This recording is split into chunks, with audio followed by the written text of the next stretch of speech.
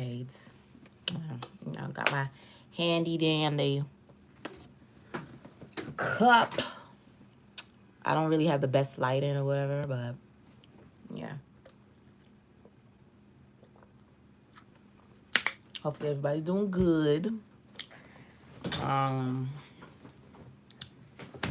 just staying above the water, keeping your head above the water. I'm sorry for that glare right there. You probably like, why you don't have one of those glass covers for your light? Because I feel like it takes away from the luminosity and the brightness of the light bulb, unfortunately. And I like a lot of light. That's a natural light bulb, like daylight bulb. I prefer to keep the glass off of it because it just makes everything dark and dim, and I need to be able to see. I hate that there's a glare there, but don't really have the best lighting, but we gonna thug it out. I don't have all the productions and lightings like some people do. I'm just an amateur in this, just testing it out. Why not? Let's go live. I watch other people's content. Let me just go live myself instead of being in the background, sitting on my hands.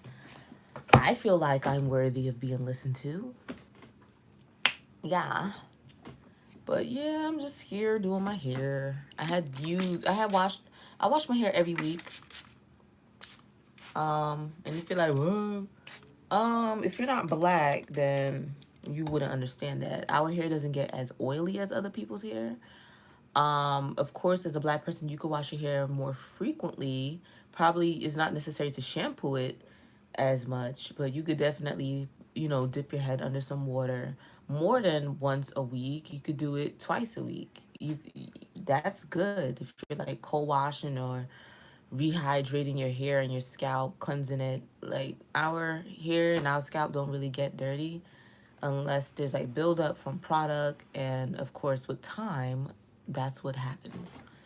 Just a little, educational FYI.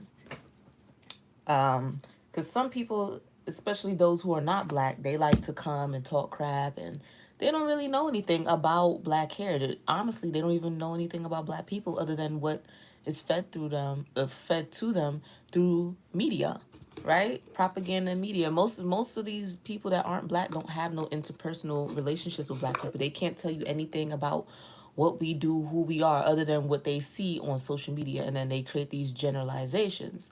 But you don't know anything, not from a biological or scientific point of view. There's a reason why our hair is the way it is. Um, there's a reason why our hair even shrinks up and all of that. It's all a part of epigenetics. It's all a part of our environment. We come from hotter climates. We come from Africa. So yeah, you're living in a hot ass continent. It's expected that if your head gets wet, your hair shrinks up and wrings itself out so that you don't get sick from a wet head. It's also a known fact that, there's this myth that black people hair can't grow. And a lot of black people believe that too, but our hair is different and require different care than other people's hair. Our hair definitely grows long. But being that, if you look at some of the people who live in the different countries in Africa, the different black people in different countries, whether South Africa, the West Coast, the East Coast, North Africa, like they look different, right? And their hair is different too, because if you're living in a hotter climate, you don't need all that hair on your head.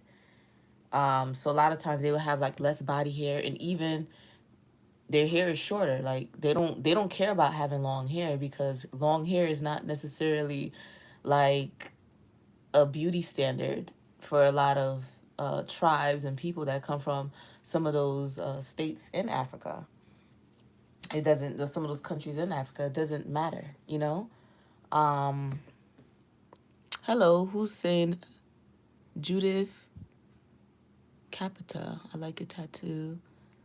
Oh, thank you. It's a sunflower. And you have a lot of, yeah, like a lot of people, and even black people, because I remember when I went natural, like a lot of people thought my hair wouldn't grow, and they were like kind of like snickering and gloating, like, oh, you cut your hair off, your hair gonna grow. You're stupid. Why you cut your hair off? it ain't gonna grow. And when my hair surpassed all of theirs, it was like they was trying to get the recipe, and I'm like, you could just go on Google University and learn how to grow and take care of your hair. You don't need to be trying to get it from me, because remember, I had the nappy hair, I had the bad hair, whatever. So you don't need to be coming to me asking me how I grew my hair. I take care of it. Moisture is very necessary. Water is key. Keep your hair moisturized, minimizing breakage. Breakage is the reason why your hair doesn't retain length. It's not because your hair isn't growing, unless you have some sort of hormonal situation going on, or some sort of, you know, chronic illness that affects your hair growth. There really isn't no reason why your hair shouldn't retain its length. You know, if it's not retaining length, it's because there's things you're not doing to it. You're probably using very drying products, shampoo. You're probably mishandling your hair. Hello. Thank you. You're probably, thank you, OG Bro you know, so it's like, you know, you just gotta ignore the negativity that come with it, you know, and just do your thing. When I big chopped, I was 15. I didn't ask my mother's permission to stop perming my hair. I just told her when she was trying to reschedule an appointment for me to go to the Dominicans. I was like, what am I going back there for? I'm not going back. I'm not perming my hair anymore. This gonna be the last time I perm my hair. And she was like, oh. And she wasn't happy about it either. She was like, your hair is gonna fall out. And I was like, okay, so be it. I knew better than to believe that, because I was already watching videos on how to transition from relaxed to natural. Your hair doesn't just fall out. That's a myth. You know, and I think as black women, we kind of told ourselves that because we want to have a reason to continue to perm our hair, other than to be honest about the insecurity that we have with our hair, because that's not even true. Your hair is not going to fall out if you stop perming your hair. I wasn't born with a perm, so why would it fall out if I stop perming my hair? You get what I mean? Like those types of weird assumptions and misconceptions and misinformation. See, I'm the kind of person, I don't just go by what people tell me. I'm gonna go find out if it's true or not. I'm gonna sit there and think and meditate on it. I'm gonna go research. I'm gonna go talk to people that probably already been through what I've been through to find out what their experience is like and what to learn from their experience. But I'm not just gonna believe what you're saying just because. And I don't care if you're my parent. I don't care if you're my mother, my father, my grandmother, whoever. If it doesn't sound true, I'm gonna go find out somewhere else what is true, you know? Oh, thank you. Thank you, my to Yumi. Thank you. But yeah, I'm over here because my scalp was very itchy, and it wasn't because it was dirty. It was because I have sensitive skin, and some products can be irritating. You know, if it's not hypoallergenic, it will itch my scalp like nobody's business. You know, a lot of those perfumes and fragrances that they put in these products, these false states, they're not good. They're in lotions, they're in anything that's scented, more than likely probably has falsifolates in it. I think that's what they call them. Unless it says it's hyperallergenic and doesn't have falsates or let me see, because I don't think I'm pronouncing it right. Of course, parabens is bad, but there's another chemical that they use in stuff that gives it scent. That's what disrupts your endocrine system and causes like hormonal cancers like breast cancer and stuff like that. So you want to stay away. It's sad. It's in the perfumes. Perfumes are not regulated. Like the ingredients in perfumes are not regulated. So you don't know what's in it. And a lot of times it has those chemicals in it that disrupts the endocrine system. Candles, lotions, perfumes, body sprays, hand sanitizers, cleaning products, like I said, lotions, deodorants, soaps. You know, a lot of us as black people, we like to clean with Fabuloso. Fabuloso is not good. I don't even like the smell of Fabuloso.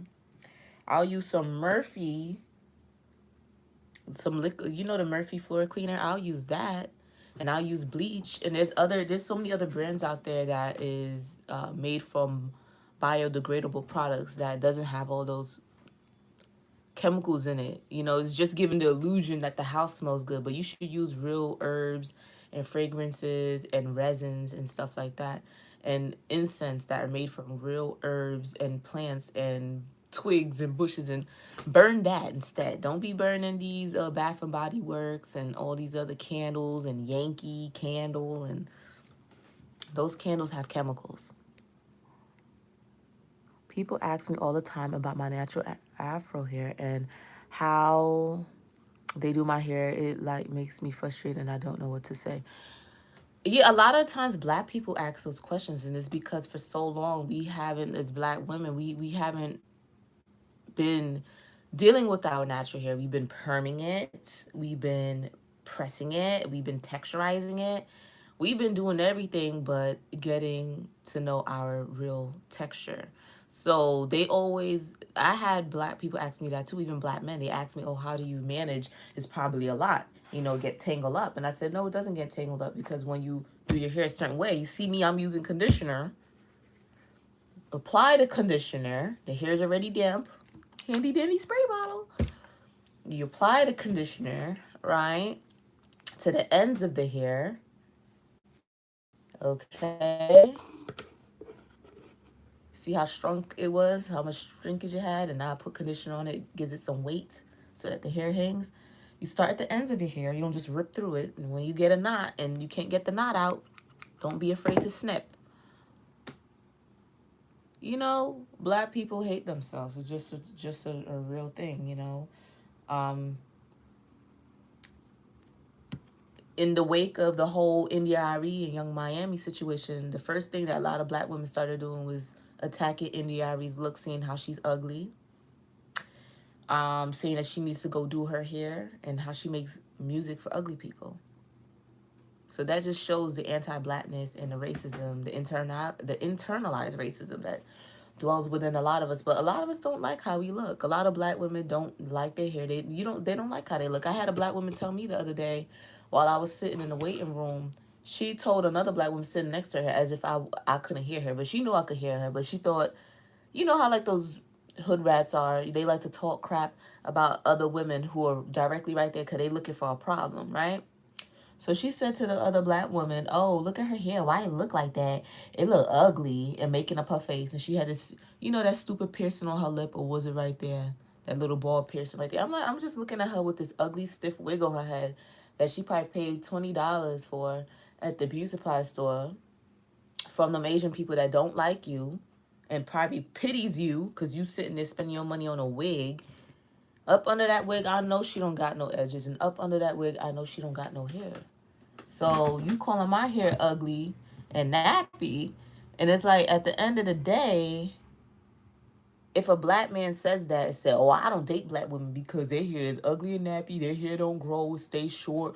I like mixed women. I like white women. I like Puerto Ricans. I like Dominicans. I like mixed girls. See, when they say that, you get mad as a black woman. But if you're a self-hating black woman, how can you get mad? Because you sitting there talking about me, saying that my hair is ugly, to another black woman, saying how it's ugly. And in my head, I'm like, my hair is not ugly. I look like God. I look like Jesus.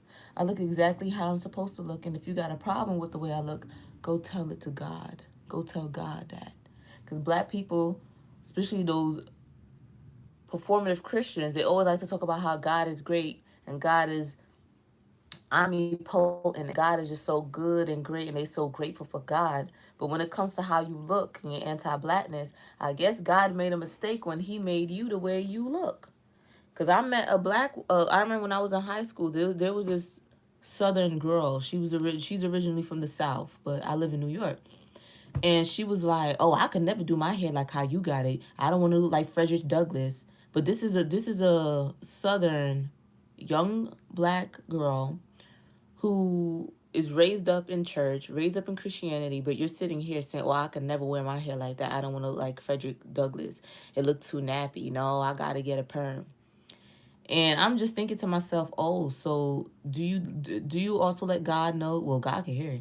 Do you so that's how you feel about yourself? You look ugly and like Frederick Douglass and you need a perm? God didn't make you with a perm. Like you could do whatever you want with your hair, but it's the reason behind what you do, why you're doing it is what matters to me. I'm interested in knowing a person's mentality. And if you're speaking like that, that lets me know a lot about you. As a black person or as a non-black person, that lets me know a lot about you. That you're ignorant, that you hate yourself, that you're anti-black. And she said that, and I said, yeah, but you go to church and you pray to God. So did God made a mistake when he made your hair the way it looks? And she got quiet. She didn't know what to say. She didn't know what to say because you sitting here and you always talking about the Bible and God. But do you think it's okay to hate yourself and hate the way you look and to speak so lowly of yourself? And if it's God that made us, because you know how they like to quote the Bible, right? We were made in the image of God.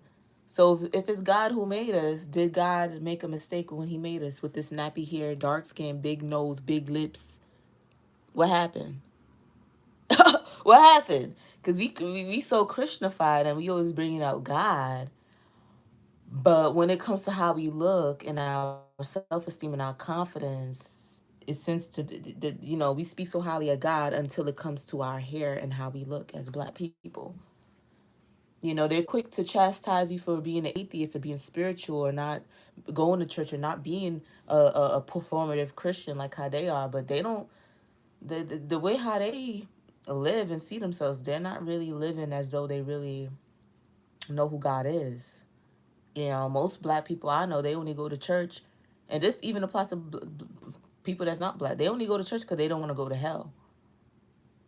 The first thing they was talking about is, oh, they always talking about gay people. They always talking about, how they gonna go to hell and this and that. And it's just like, if you really think that all you gotta do is go to church and you're gonna make it into heaven, like, you think God doesn't know? Like, you're being performative right now. Your intentions are pretentious. You're just doing it because you don't want to go to hell, not because you want a relationship with God. Do you truly believe in God, or you only believe in God because you're afraid not to believe in God? Because you're told that to not believe in God is blasphemy, and that you're gonna go and burn in fire for an eternity. That's what I mean. Like, most black people just go to church and only believe in God because they don't want to go to Hell. They don't really care about God. They don't really know who God is. They believe in God out of fear, which God don't want you to be in fear. I know we're told God is a jealous God. He's a fear. You should fear God. Why should I fear God? Why should I fear God if I'm living my life the right way? And I don't live my life the right way because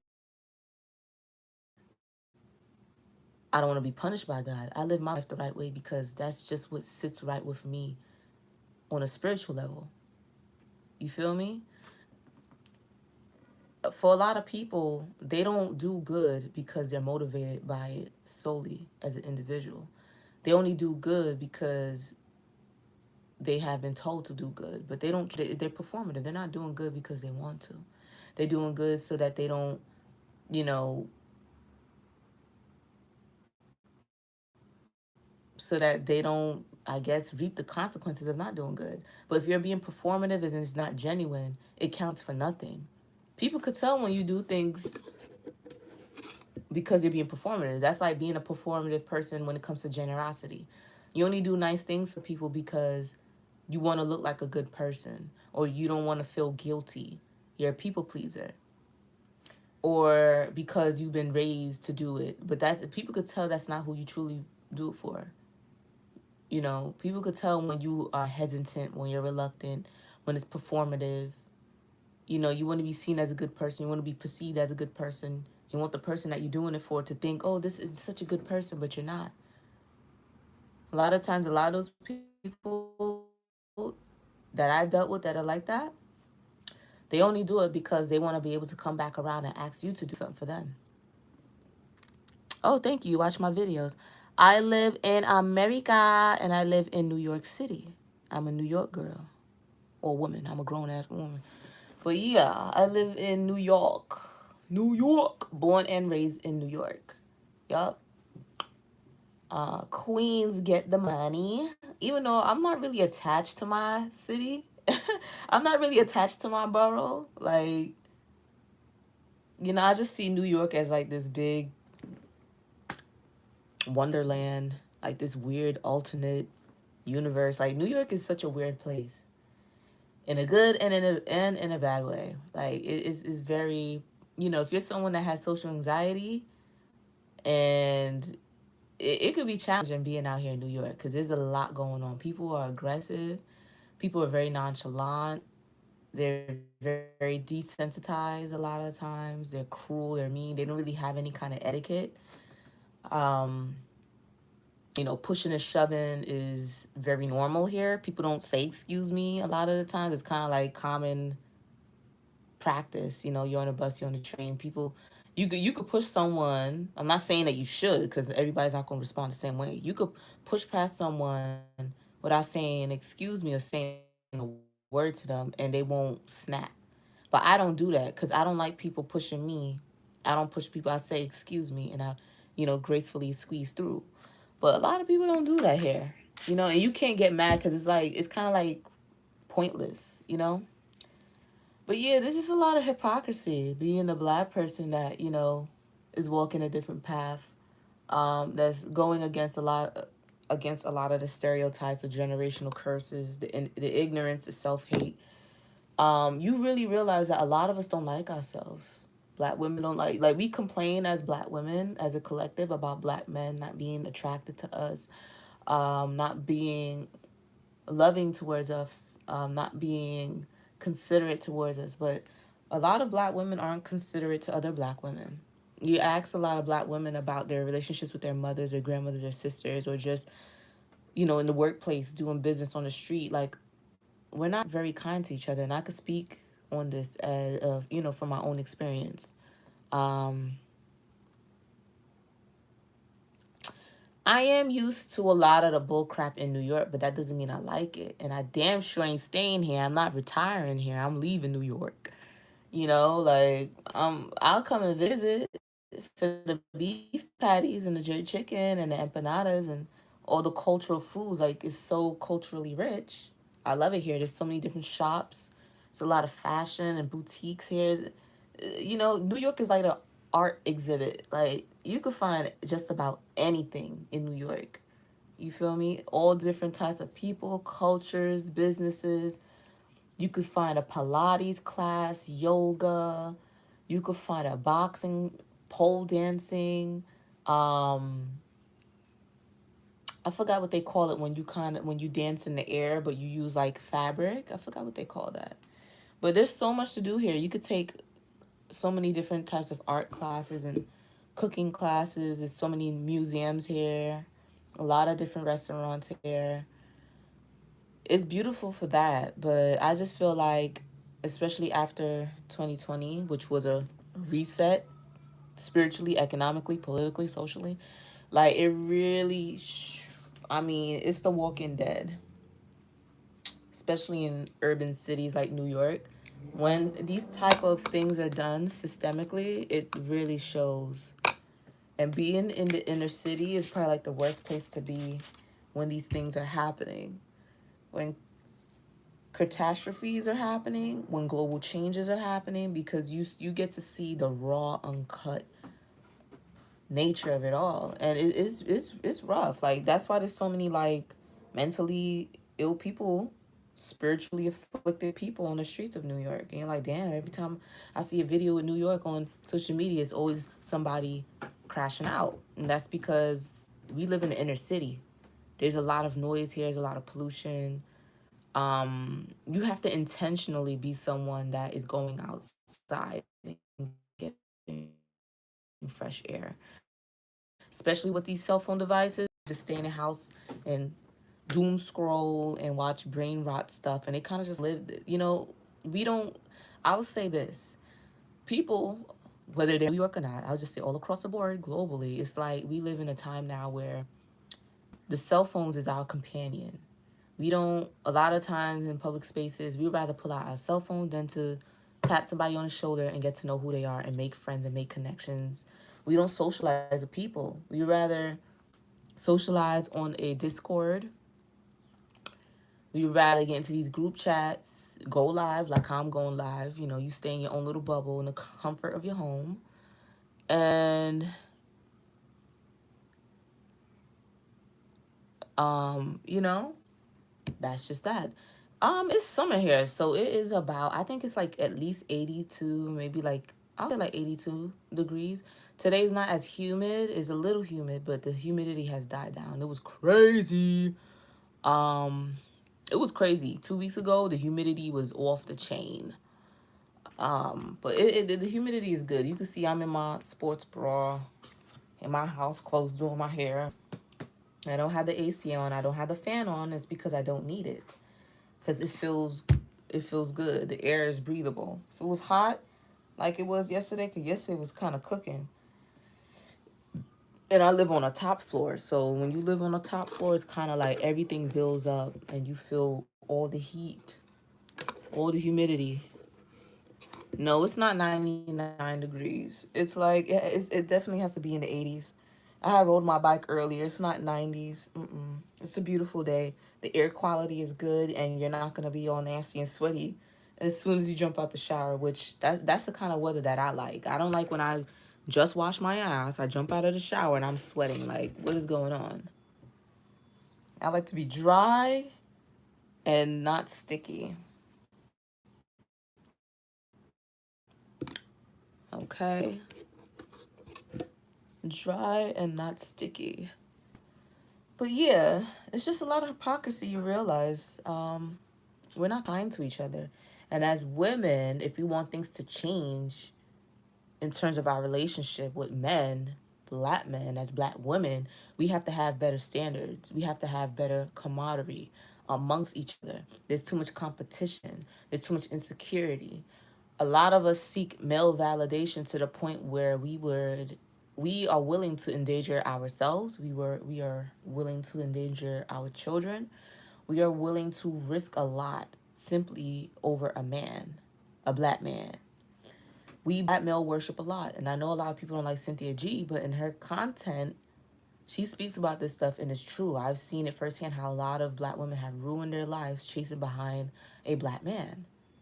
Ruined their lives. Ruined their lives. No boundaries, no standards, no expectations.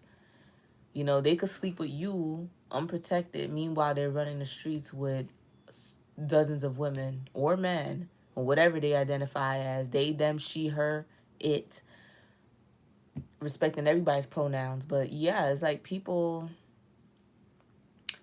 I mean, black women don't have any standards or expectations, you know, like he's sleeping with so many people, but you're still sleeping with him unprotected. You're still in a relationship with this man, and he's out there having with so many other people. You don't even know who he's rolling around in bed with.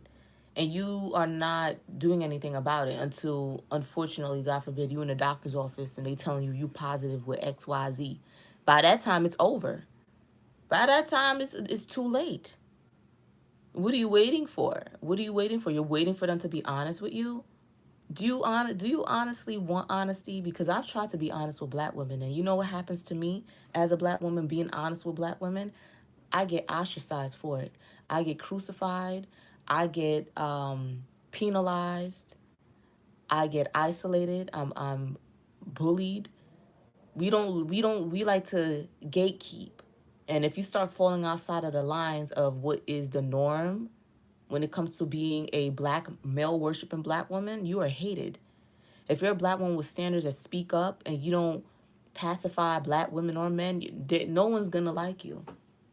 And that's what happens when you're breaking generational curses. You know what I mean? Like, I'm here for the truth. I'm not here to take a side. I'm gonna speak on both sides. Because at the end of the day, you know what I learned? You know what I learned? When you telling the truth, nobody gonna like you anyways.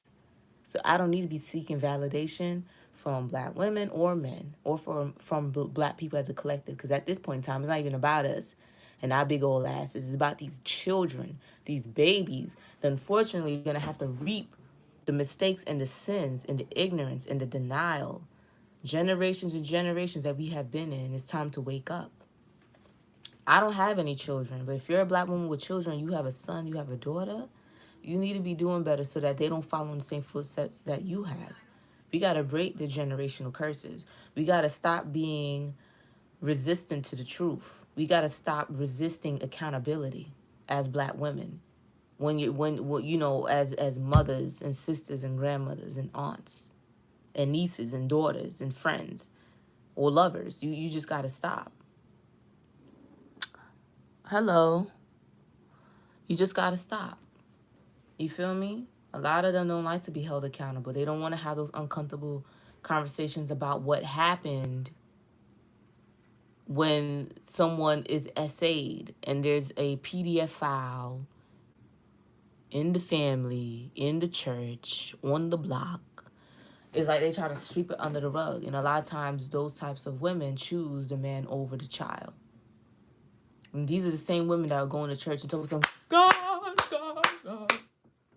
But so what about the PDF file? You talk about God, God, God. And this PDF files in the house terrorizing the children, or in the church terrorizing the children, or wherever they are terrorizing the children, and you're doing nothing about it. Now the children they're lying. Those same church going black women, now all of a sudden the children are lying when they come to them and tell them, hey, Mr. I don't even know, Mr. Orange Juice touched me. Mr. Orange Juice did this. Mr. Orange Juice did that. Now they're in denial. You sure he did that? You sure he did that? Now all of a sudden, it's all these questions and doubt. You sure he did that? The gaslighting that happens. You sure that's what happened? I don't believe it. I don't believe it. He just don't come off as that type. Well, if he did it to you, why didn't he do it to the rest of them? That's how they look at it too. Like, oh, because he didn't terrorize all the other children that probably were there at the time, then it didn't happen. There's that too. And it's just ridiculous. You just find out that a lot of these, black women are hypocrites, and, a lot of what we deal with as black women has a lot to do with our inability to rise above the BS and do better. If you keep prioritizing being, accepted by black men, then I don't know what to tell you. Because to me, they're not accepting you. They're just tolerating you. And they just see how stupid you are as a black woman that's continuing to not have standards, expectations, and boundaries. If they could sit up in the house with you, not work, not, pull their own weight, not help, not be active in the children's lives, not be active in the family, not be active in the community, all they have to do is exist and present to you their BBC, and you slobbing and globbing on it. And that's the only thing that matters, is being accepted by a man, a black man specifically, because that's who we generally date. Like a lot of us just don't want to be honest with ourselves. A lot of us have very low self-esteem, and black men know that, and they take advantage of that. And they're not going to stop. They're going to continue to not, be fathers. They're going to continue to not pull their own weight. They're going to continue to be uninspired, to build, to protect, to lead, because you don't require that. If you're willing to bust your legs wide open, bust it wide open, and you talking about when people ask you what kind of man are you looking for, and you give this whole list of what you're looking for, but yet you open your legs up to men who don't have any of the qualities that you just, regurgitated. Why are you sleeping with them? Do you need eggplant that bad? You need it that bad? Because I know I don't need it that bad. I could go to the end of time without it. I could go to the end of time without it, because it's not like it's all that great. A lot of them that you sleeping with is not that is even pleasurable. A lot of times we sleep with these men. I seen a poem that a black woman did on Instagram, about how women stay silent and they just, they're performative in the bedroom because, they don't want to disappoint the man. They fake moan and act like they're in pleasure. They don't say no even when they're in the mood because they feel like they have to. Like you're in debt. You're indebted to perform, to give your body when you don't want to. Even though it's not beneficial for you. It don't feel good. He's not in it to please you. A lot of these guys, I seen the video, they were going around asking them, showing them a picture of a vagina and asking them, where's the clit? Where's the clitoris? Do you think any of the men knew where the clit was? And I bet some of those guys were able to get some PUSSY the night before. But they couldn't tell the person that was doing the street interviews where the clit was. On the little diagram that they were showing them of the pom-pom, they couldn't tell them where the clit was.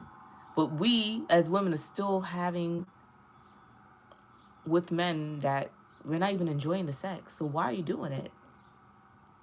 Because you don't want to disappoint him by saying no. You don't want to, be abstinent and have some standards for yourself and verbalize, it's not very pleasurable for you. And, you could improve a little bit better. Hey, you're not really eating it the right way. Can I show you how to do it? You're not really stroking it the right way. Can I show you how to do it? Like, you just drop on the bed and just let them go to town on you. Like, we as women, we just be putting up with so much and we don't get nothing to show for it. Like, what is the reward in any of that? I don't get it. I don't get it. Like things aren't going to change until we as women start having higher expectations for ourselves. You can't expect these men to respect you when you don't respect yourself. When you allow them to tell you bullshit, but you sit there and you accept it. You accept it even though you know he's lying to you, he's cheating. You know that he doesn't love you. You know he doesn't respect you as a woman. He doesn't see you as a human being. He sees you as an object. He sees you as something that should be glad to be in his presence, with doing the bare minimum, because he knows he could always find another, because an insecure woman is a dime a dozen, more than a dime a dozen at this point. Maybe now a lot of us are starting to, have more standards, but a lot of us are still very much male-centered and don't care and will do anything for male validation and acceptance. It just is what it is. You can't argue with no arguing how you're moving if you as a woman still gonna sit there and put up with these men. They could still open your fridge. They could still sit at your table and eat food. They could still call you and he knows you will answer the phone. Even though he has treated you like trash. He has abused you mentally, physically, financially, spiritually, emotionally, and you still will answer his call when he calls. How does that translate to that man? Does that translate as a woman who's officially done and fed up? Or does that translate as a woman who is so desperate, she needs me, and I mean so much to her, I could literally spit in her face. I could drag her for 100 miles. I could drag her for 100 miles going 80 miles per hour tied to my car. And she would still talk to me. I could do anything to her. That's really how a lot of these men feel, black men feel. They could do anything to us and get away with it. And you know why? Because it's true. I've seen black women stay with PDF files that have violated their own children or who have violated somebody's child, someone. They could be offenders. They could be PDF files. They could be menaces to society, and you still sit up with them. I know black women that go to church religiously, so deep in the church, but their husband is not even a fraction of what she is. He doesn't go to church. He smokes. He drinks. He probably does recreational drugs harder than just weed. He lives a life of a criminal. He commits crimes. He hurts people. He has a track record. He's a demon. And these same church-going women who always, oh God, sleep next to these men How you going to church and living this godly life, and your husband or the man that you sleep with is living the life of a demon? Does that make sense? It doesn't. You should never be with someone that's not a reflection of who you are, especially when it comes down to stuff like, I'm not saying they have to believe in exactly what, practice the same religion or whatever, but if their heart is no good, if their intention is no good, you know? Because me personally, you don't have to believe in God. You could believe in whatever is good and benevolent. All I want to know is that you're not out here hurting someone. Because there's a lot of people that go to church. There's a lot of people that go to the mosque. There's a lot of people that pray 5 times a day. There's a lot of people that give their tithes religiously every Sunday. They go to Sabbath. And they go to regular service on Sunday. Always in church. They're known in church. Some of them are pastors, preachers, first lady, deaconesses, whatever. But they're not good people. They're performative. They see evil happening and they let it happen. They know that there's a particular person in the church that has been way too touchy-feely with the children, and they have done nothing about it. Because what? They got to protect the church. Got to protect the church name. We don't want to lose members. We don't want to lose offerings.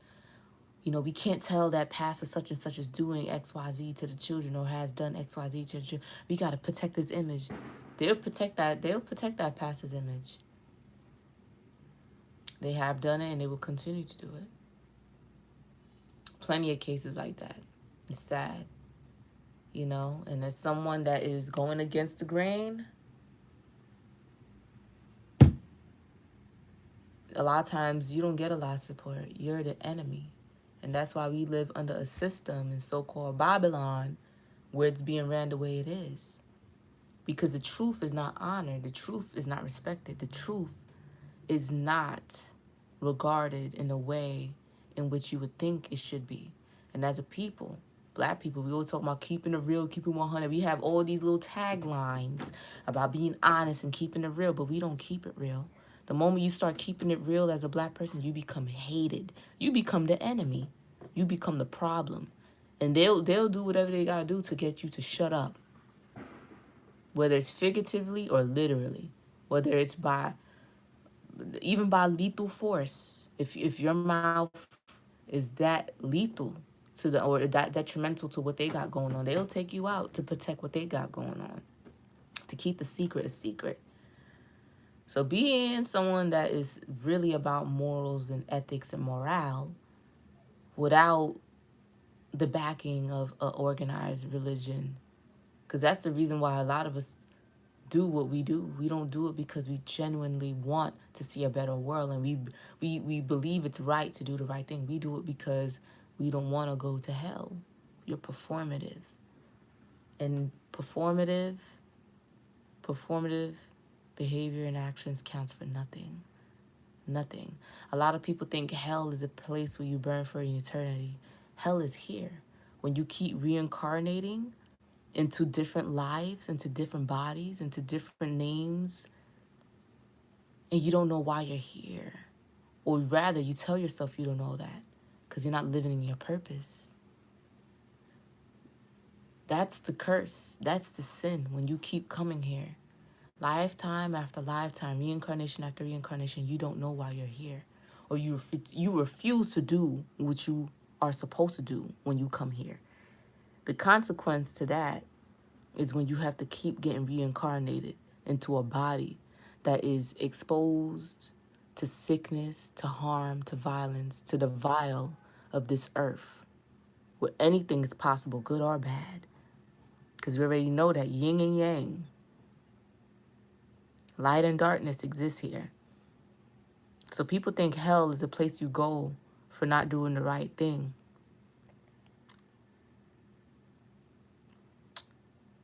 But really, hell is not living the purpose that you were given. Hell is being complicit, forging cognitive dissonance in the face of reality when you are put to the task to rise to the occasion and you fail to do it. Why? because ignorance is bliss, and you would rather protect the lie because it brings you comfort, even though it's an uncomfortable comfort, because you know this life that you know the life you're living is not the one that ultimately you see as, the best life that you could live. You know the version of you is not the best version of yourself. You could do better than that. But to do better requires discipline. It requires sacrifice. Being better, doing better means that you lose people. You lose your mother, your father, your sisters, your brothers, your family, the people that you know all your life. And some people are not willing to lose that. They're afraid of being alone. They're afraid of being alone. But real chosen soldiers and warriors out here, and light workers out here, real doers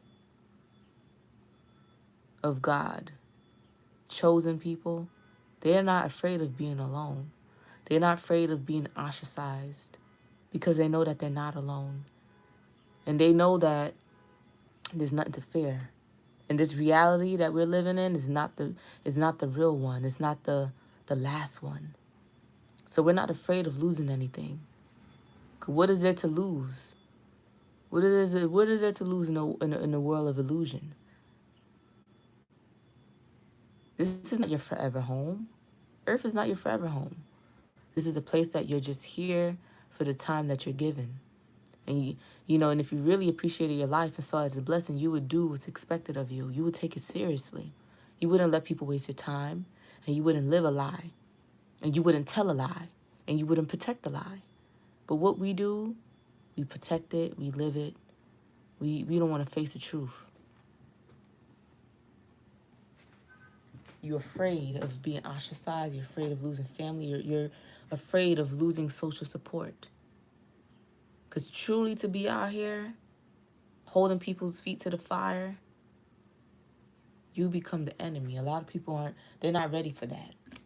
But when you've been someone who's been rejected all your life, it doesn't matter. You say to yourself, what's the worst that can happen?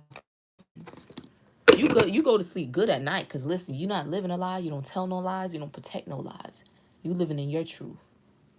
But there's a lot of people, they go to sleep at night and if they could even go to sleep, they're not going to sleep. They just lay in their beds and they're haunted by the things that they have done, the lies that they have told, the lies that they have lived, the illusions that they have given to people while pretending to be living the truth. They have to live with that. They have to live with that. And there's no hiding because everybody, the universe keeps score. So there's no hiding. God is keeping score. The universe is keeping score. There's no hiding. So you can sit there and pretend like you're doing the right thing because you go to church every Sunday. But if you're not living your life, honestly, if you're not standing up for what's right, if you're not being vocal and being someone that is actively living your life because you want to be the change that the world needs, you know? A lot of us that's what's important. A lot of performative Christians or Muslims or whoever, whatever your religious practices, they don't understand that. Be the change that you wish to see. That's how you think you make things better. You don't just make things better by going to church every Sunday and clapping your hands. That's not the God is not impressed by that. You're not even impressed by that. You know that you're supposed to be doing better. Clapping your hands and praying for a better world isn't enough. You have to be an example. You want to truly see a better world. Be an example. That's impressive. Not clapping your hand and being condescending and always talking about who's going to hell and who's going to heaven. Cause you talking about you talking about, oh, they going to hell because they did XYZ, especially when it comes to like, the LGBTQ, they always like to talk about them going to hell. But you really think you're going to heaven? What have you done in your life other than idly sit by and clap your hands? You just sat on your hands this whole time. You just sat on the bench and kept the bench warm. You never got up off the bench. You wasn't on a court. All you did was sit on that bench and keep it warm. Performative. You're not real. You think God wants that? You think God is not interested in the performative and those who want to play it safe? Did Jesus play it safe? No. Jesus was an ascended master. You think Jesus played it safe? You think Jesus was afraid? Jesus knew what he was walking into. He knew what the outcome was going to be, but he still did it because he understood that it was necessary for the human race, for humanity, so that they could learn a lesson. And it's like a lot of us really didn't learn anything from that at all. You know, like I said, people just sit on their hands and do nothing. And that's most Christians for you. That's most black people. But as the Bible said, you know, by the sweat of your brow, you can't just pray and wish that something will happen. You have to get out there in the field. And a lot of us don't want to get out in the field. We're comfortable exactly where we are, but we complain. Chronically complain about how this is this way and that, and things, you know, when are things gonna change? You have to be the change. Things can change, but what are you willing to do? A lot of us like to keep our hands clean. We don't want to get involved. I just pray, you know, pray on it, pray on it. Prayer without work is empty. It's empty. So, hey, I already know how it goes. Walking the path that I walk on. You know, and I'm at a point where I really see things for what it is. I thought I saw it then. I see even clearly now. You know, you have to be unafraid. You have to be someone that doesn't, you don't care about what there is to lose in the process, especially when it comes to people. You don't care about being a villain for standing on what's right, whether it's for you, whether it's for someone else, or for the collective. So, you know, and as a black woman, it's like a lot of us don't want to break those generational curses. As a black woman who is still in her 20s or her 30s, that's not married, that doesn't have children, the older matriarchs like your mother, grandmother, your aunts, they're kind of looking at you like, why don't you have any children? When are you gonna get married? And it's like, well, first of all, women don't control marriage. Men do. Men are supposed to be the ones proposing. I'm not gonna be like those desperate ass, you know, black women out there trying to get picked, begging a man to marry them. If a man doesn't want to marry you, it's because he doesn't want to. Simple. Marriage is not really practiced in our culture, and marriage is not for love. Marriage is for business and legacy. What in assets and wealth? What wealth and legacy are black men trying to build? When you look at it from from a socioeconomic point of view, most black men are really not pulling in any kind of money like that. That makes the marriage aspect of it all even worth it. Marriage in old times wasn't used for love. It was used for the practicality of business, legacy, and wealth, and keeping it in the family, and for politics. You know, as a subjugated group of people, we are not in the running league of finances, politics, at all. So a lot of black women, they marry for love. They marry because they think the marriage is a merit of their worth. They feel like a man choosing them is validation that they are worthy, that they have worth, that they're special. And if you don't have a man, then a lot of times you're looked at as a woman as flawed, like something is wrong with you. You know, you can't keep a man. Oh, you always single. You never have a man. That's like a woman's go-to when she wants to like diss you or put you down in an argument. Oh, you don't even have a man. You can't keep a man. Like, what? You know, and this is no hate. This is not about hating men. We're just stating facts here. What is there to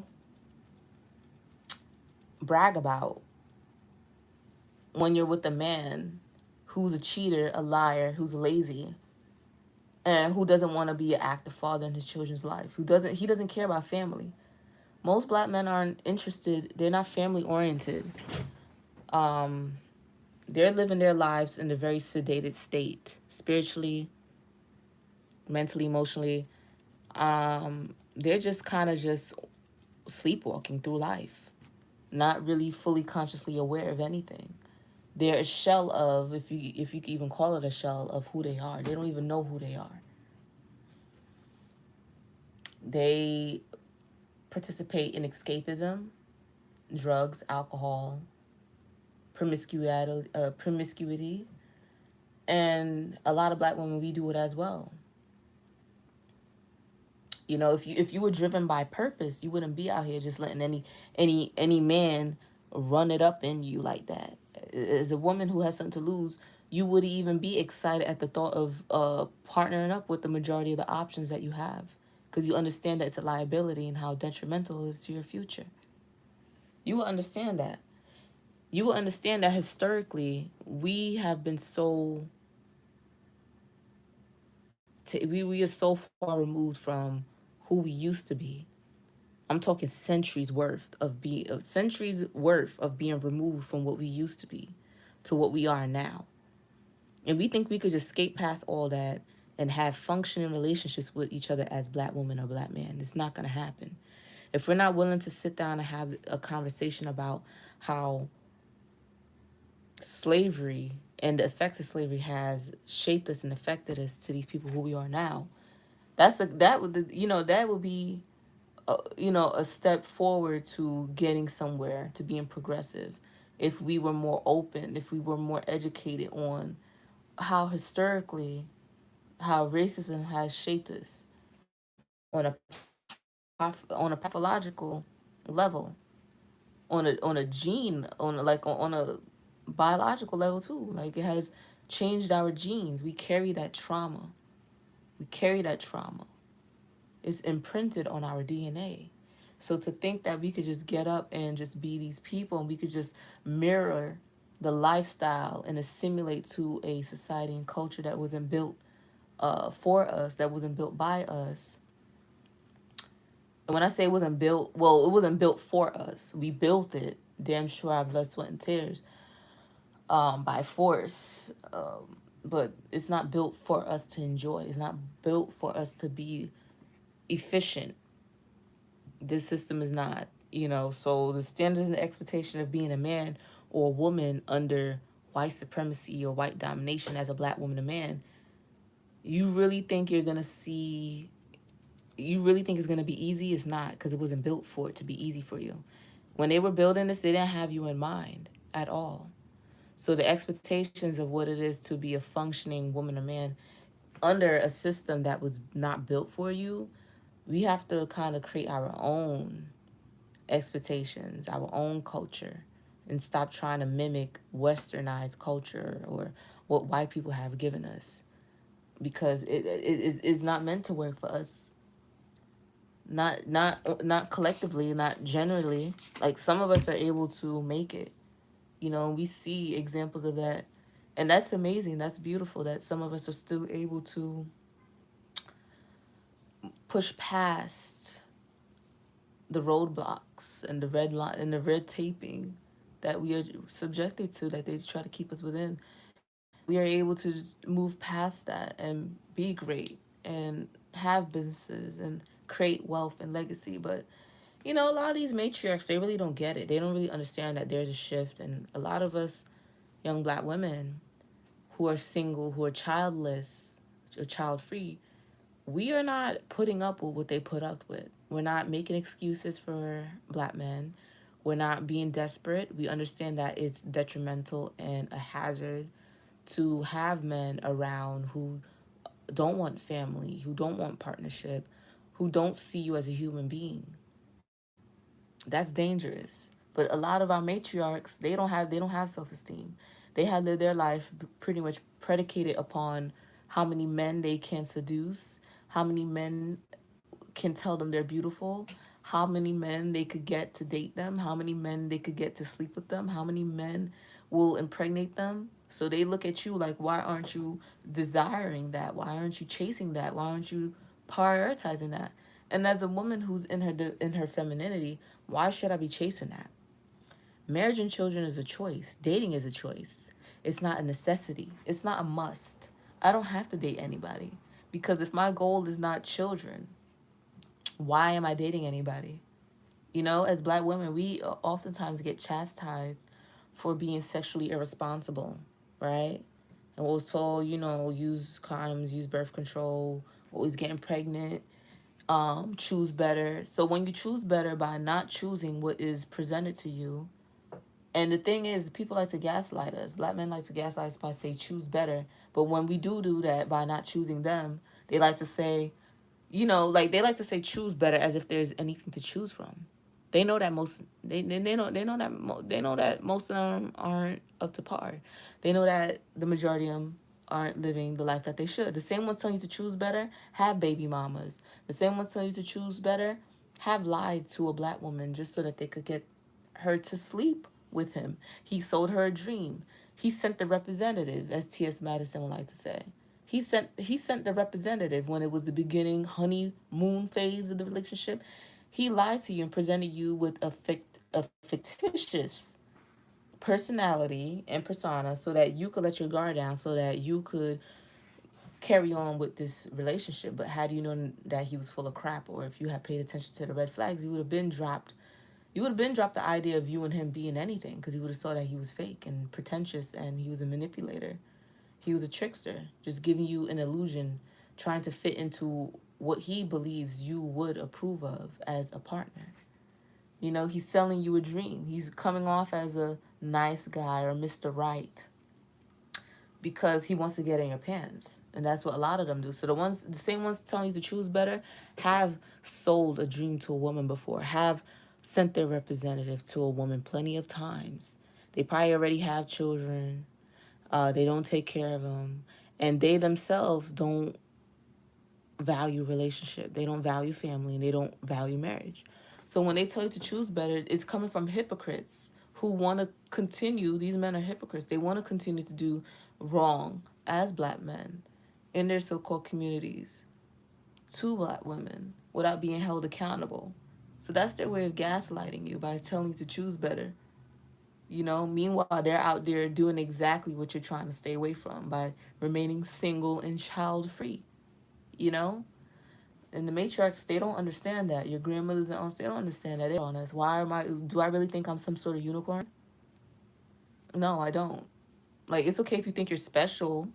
You know, if you think you're special, but he doesn't think you're special. You're just another vagina and two legs. They don't care. And these men, they'll fuck your life up. They'll fuck your life up and not care. They won't bat one eye while they're ruining your life. Cause they do it every day. They ruin women's lives. You know, they tell you a lie, you believe it, you have children by them. And having a child is very life altering. It is. Your life changes as a woman. Your life is no longer about you and what you want. It becomes about that child. And you have to put a lot of things on the back burner. A lot. And a lot of women, they might love their children. Some of them don't. But a lot of them, whether they love their children or not, there's always that regret if they're honest. A lot of women that I know in my family, they tell me, well, you know, if I had known better, I would have just had one child. If I had known better, I would have just had none. If I had known better, I wouldn't have married him. But these same women, they weren't taught any better. Self-esteem and femininity, divine femininity, isn't taught to us. Our grandmothers and great-grandmothers, they didn't have no self-esteem. Self-esteem from where? From slavery, of being brutalized and, you know, art and you know, so often you stop counting. Like, that's what we were dealing with from generation to generation. What self-esteem have we ever had as black women coming out of slavery? No. That's not something that's taught to us. Positive affirmations, that's not taught to us. Identity, we don't have one. It's not taught to us. You know, you're not taught to be an individual. You're basically given expectations, societal expectations of what's expected of you as a woman or as a black woman living in this dysfunctional culture. A lot of other groups, of black people that, they're a part of the diaspora, but they don't necessarily share the history of what happened to black people in America, because maybe they're from Africa, or maybe they're from the Caribbean. Even though Africa and the Caribbean have been colonized and imperialized, for some reason, a lot of black people that are Caribbean or from Africa tend to think that they are unaffected by the effects of imperialism and colonialism. They like to look at black Americans and say, well, they don't have no culture, when it's like, you guys have been affected too. Trust and believe. Trust and believe, because it doesn't matter where you go. You will find a plethora of single black mothers. You have to ask yourself, what is making these men walk out? You know? What's making them walk out? Because they're not from America, but and there's plenty of Jamaican men that are absentee fathers, plenty of Trinidadian fathers absentee, Guyanese absentee, St. Lucian absentee, from the Virgin Island absentee. You know, it's not exclusive to Black American culture. You know, you're still a part of the diaspora, so you're affected too. Like I said, slavery has changed our genes as a people.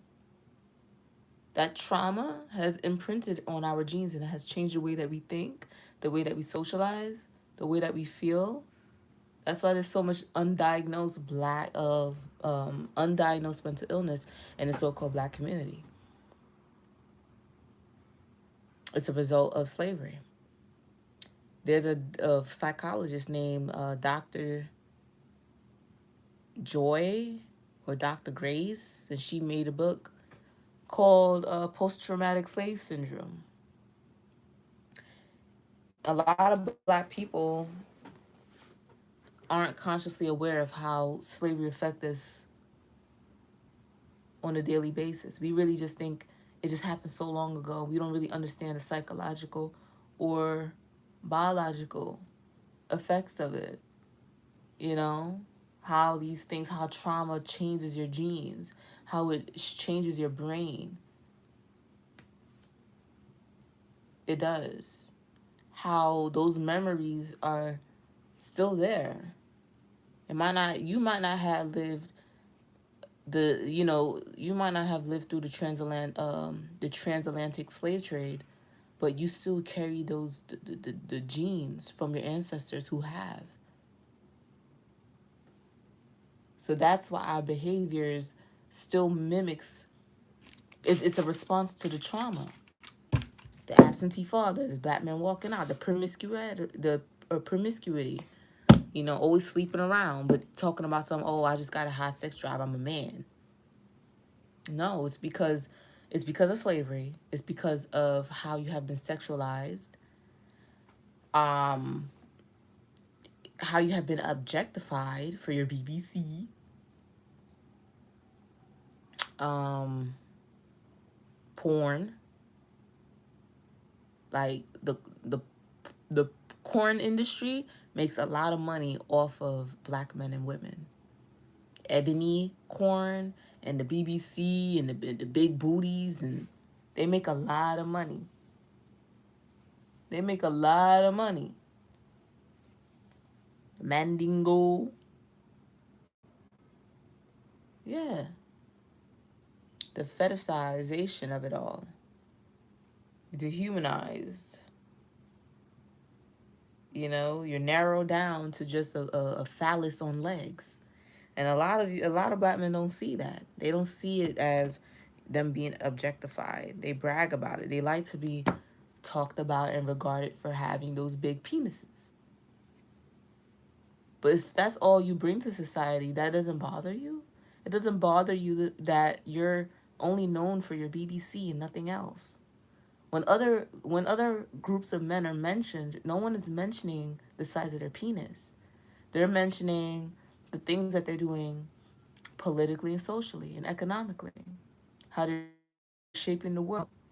Meanwhile, the only thing the only thing that, non-black women can say about a black man is, the BBC. And even non-black men are obsessed with black men's penis and the size.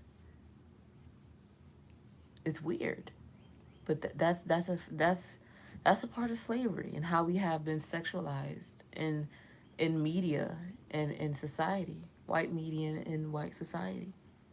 Unfortunately, you know, it's sad, but it's true. But yeah, a lot of these matriarchs, they want us as the younger generation of black women to fill the house up with babies and stuff because they want to be able to experience that, seeing their granddaughters and daughters have babies. But we don't want to live the life that you live, where you struggle to raise us, or you were abused. We had to watch you being abused growing up. You struggled financially. Having a child is like the quickest way to put yourself into poverty as a woman, especially as a black woman, because we don't have the same resources. There's a disproportionate um, is very disproportionated when it comes to finances and resources when you're a marginalized group of people. We are a subjugated group of people, so we're not going to be the ones who have the most resources or wealth. So we're being pushed by the matriarchs to have children with a group of men who are subjugated and are comfortable being subjugated and aren't motivated to do any better. And like, why have children? Why give them access to your body when they're not motivated to do anything? What have they done to deserve it? And it's like most black men, they know that they could sleep with a black woman and offer up absolutely nothing. He knows. He knows that he could show you how much that baby for 9 months. You still let him get on top of you. You still cooking clean, still gonna be there, being his therapist, his masseuse, giving him massages. He's gonna be his everything. But he don't have to be anything to you. He could give you black eyes, he could give you diseases, he could do whatever. And nothing will happen. They're not afraid of losing us because they know we'll always be there. And that's a terrible thing. You should never a person should be, when you know your worth, people should be very reluctant to lose you when you're valuable. And the thing is, if you're willing to give the cow for free, why should they buy the milk when they could get the cow for free? You feel me? And that's pretty much what it is. So if you want to break generational curses, we can't follow in the footsteps of our mothers and grandmothers, because a lot of them partnered up with black men who were abusers, who were weirdos and PDF files and deviants. And why have children with them? It hasn't changed. Nothing has changed generationally. You know, it hasn't. I'm telling you. So I don't know what they're thinking. A lot of us aren't. We don't really care about bringing babies into an environment or into families that's corrupted and has no structure and really has nothing to offer. What do we have to offer to black children to keep bringing them into this world? Black children deserve better. They deserve to have a safe home where they don't have to listen to the shouts of their parents or their father or their mother's boyfriend, whoever, beating them, abusing them. They deserve a safe home. They deserve to have food on the table. They deserve to have clothes in their bags. They deserve adequate education. They deserve to have health care. They deserve to be able to travel the world and have opportunities. But if we don't have any money to offer that to them, or a partner that's invested in our child having those kind of experiences opposed to what we had to go through, why bother? It's selfish. If black men aren't afraid of not seeing themselves in this world anymore, why continue? They don't care about babies. They don't care about children, generally speaking. They don't care about. That's why they walk out and they leave. That's why they're not active fathers. They don't care. They don't care about that. They're not the ones carrying these children for 9 months. So they don't really care. They can't even really relate to that. They can't relate to carrying another human being in them for 9 months. They can't relate to that kind of sacrifice. They can't relate to that. So you want to have children with a man who doesn't, these men, they don't respect that. They don't honor that, because we just pop babies out for little to nothing for them. They don't have to bring anything. See, in certain cultures, you know what they have to do? There's something called a dowry system. A dowry where you have to bring something of worth, money, animals, assets, before you could take their daughter's hand in marriage. You can't just come with empty hands.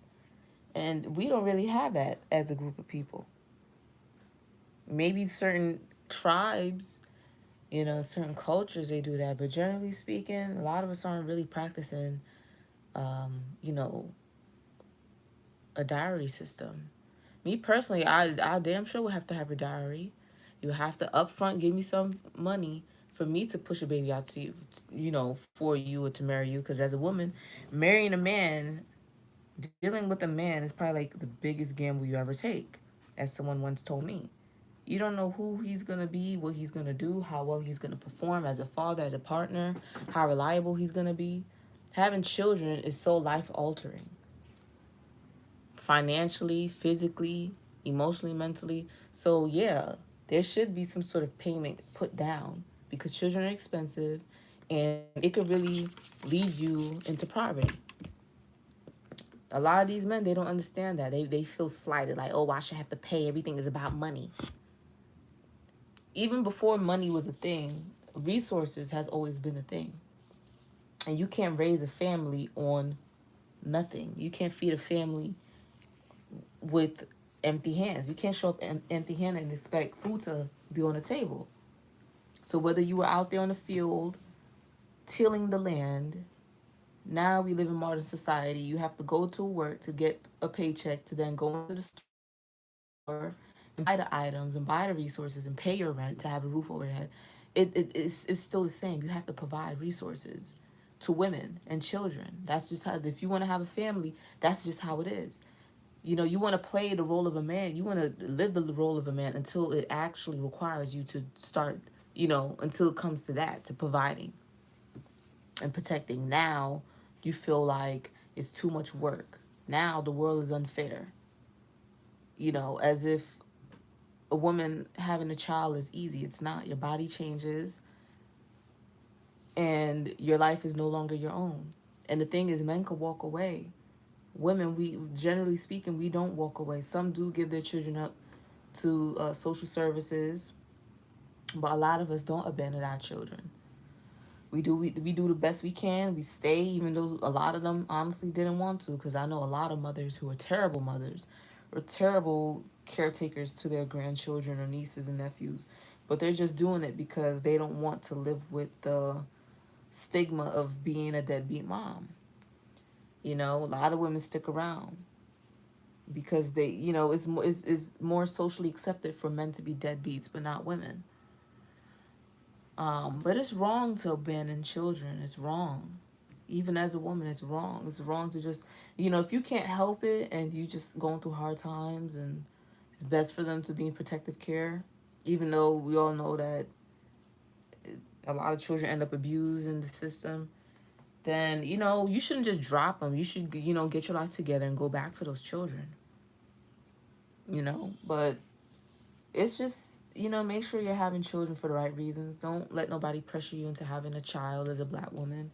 Because those same people, those grandmothers and aunts and aunties and whatever, they're not going to be the ones going to those doctor appointments with you. They're not going to be the ones who are going to be available to babysit. They're not going to be the ones, giving you diapers, giving you food for your children. They're just not going to, people make it seem like they are so supportive when, in the topic of having children as a black woman, but there's no support. As soon as you have that baby, everybody kind of vanishes after a while.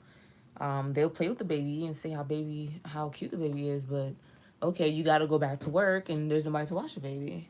You have to have a village. You have to have someone that's willing to support you. And if you're with a man who isn't willing to help, who isn't willing to do his part, whether it's providing you the money to get the proper child care, then you shouldn't be with them. It's just so simple. Because as a woman, it's always going to fall on you. So I know better. I already know that as a black woman, I can't rely on anybody really. So bringing a child into this world at this current point in my life is not, there's a lot of things that I want to do.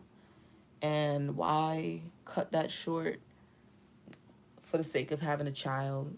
If I want to have a child, I'll be having the baby because I wanted to, not because my mother wanted grandchildren, not because my grandmother wanted great grandchildren. I don't really care about what anybody wants. You have to stop living your life for other people. As a black woman, live your life for you. I don't care about giving them grandchildren or great grandchildren. I don't care. Like, what am I gonna get from that? What, their approval? I don't care. I do not care about that. So, hey. Oh, she's back. Yeah, I'm about to get off though. About to just finish the rest of my hair, get off of this, make something to eat, and just chill. I'm gonna turn this light off and just chill. My face is all greasy. But yeah, to each his own. But, I just wish everybody the best. And people probably think, oh, you hate black men. No, I don't hate black men. But I understand the reality of the collective of black men. I understand what's going on. I understand. And I understand that as a black woman. It's not about hating black men. It's about putting the truth on the table. Telling the truth means I hate black men? No, I don't. Being honest about the fact that they walk out on their families, that's hating black men. That's the truth. Majority of households in the black community are fatherless. They're not led by men. They're led by women. They're the head of the household. So statistics will show you that. These things are documented. And it is not a documentation that happened from yesterday night. This is a documentation of generations and years, decades, centuries worth of this kind of pattern and behavior.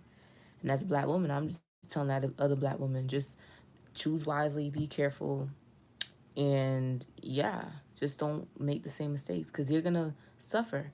None of the women in my family are happy. They're not living their dream life. A lot of black women in this current era are just now starting to live their life for them as black women, where their existence and their purpose is not defined by a black man loving them or even a black woman and what other black women expect them to do socially. The social expectations of black women or men. A lot of black women are just doing what makes them happy, pursuing their dreams, doing hobbies, traveling, meeting new people, having healthy relationships with people, even with a black man. It doesn't have to be romantic. It could just be on a very platonic level. We could just sit and chill and eat and talk. And it's not a nasty debate that you see a lot of the times online with red pillars and all this weird division. Like we could talk, we could have a conversation. It's not about hating anybody. But the truth, when you start telling people the truth, it comes off as though you're hating them. Because they use that as a defense mechanism to silence you. Oh, well. If I'm being honest, I guess I hate you then. And this is coming from the group of people that always talk about keeping it real. But like I told you, we be so full of we don't keep it real. We keep it delusional. But anyway, I'ma go. Y'all take care, be safe. Like, share, subscribe. And I'll be back. Bye.